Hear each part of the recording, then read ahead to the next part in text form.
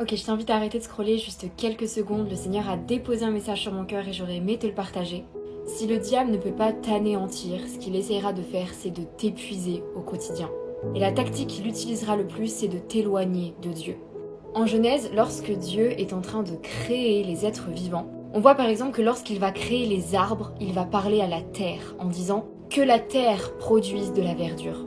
Lorsqu'il va créer les poissons, il va s'adresser à la mer en disant que les eaux produisent en abondance des êtres vivants. Mais lorsque Dieu a créé l'homme, il s'est tourné vers lui-même en disant « Faisons l'homme à notre image et à notre ressemblance ».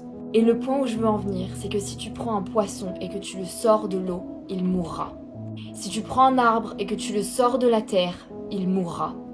Et lorsqu'un homme se retrouve déconnecté de Dieu, il meurt. Et ce que je suis en train d'énoncer ici, le diable le sait parfaitement. Et c'est pour cela que le diable attaque le plus ta relation avec Dieu.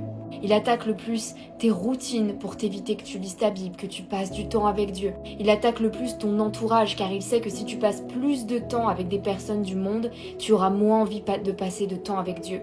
Le but du diable est de créer un environnement mondain, un environnement artificiel, pour t'éloigner de ton environnement naturel qui est Dieu.